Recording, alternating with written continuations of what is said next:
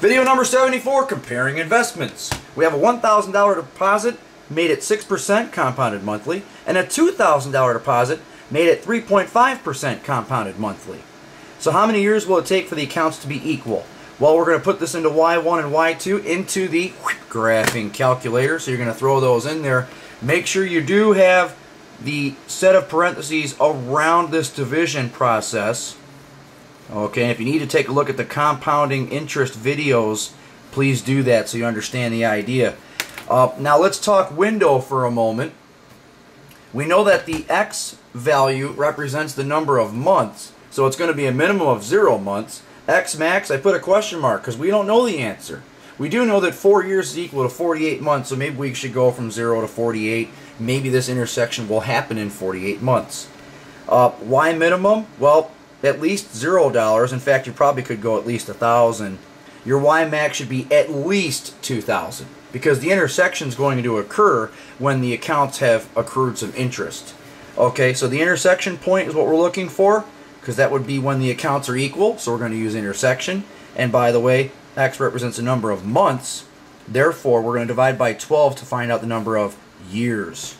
Alright, so here we go. Throw that into the GC.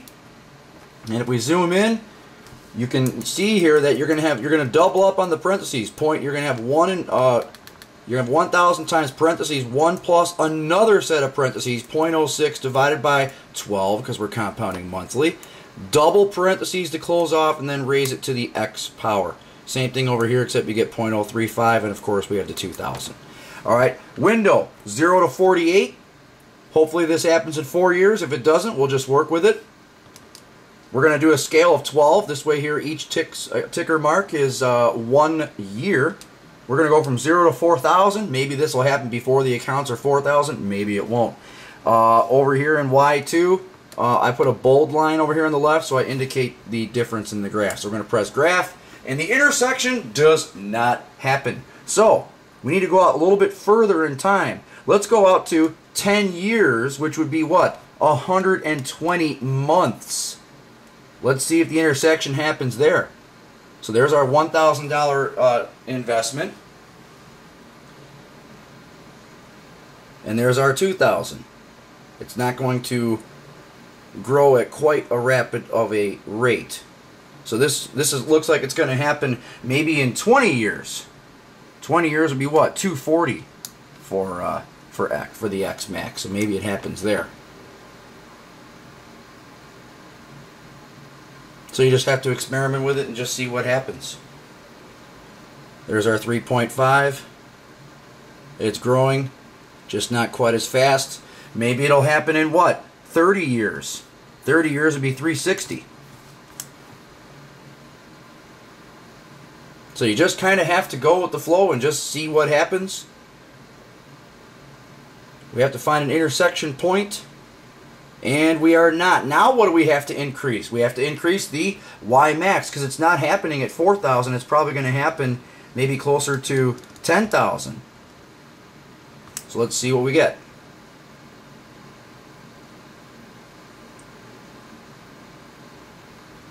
And we probably should have increased the X max as well. Oh, we do have an intersection point, but let's go ahead and increase the X max. Let's go out to 40 years. That'd be 480. So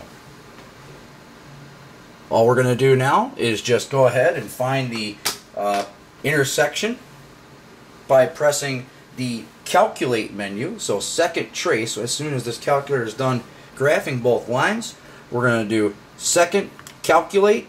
We're going to go down to intersection number 5 and basically just press enter 3 times. First curve, second curve, guess. There it is. So the intersection occurs at 334 months. So therefore, after 334 months, we will have equal balances. Well, the question says how many years. So therefore, we are going to divide 334 divided by 12. Oh, here we go.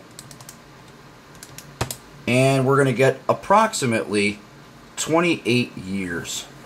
Okay, so that's how we would work on comparing investments. So If you have any questions, send me an email. Talk to you later.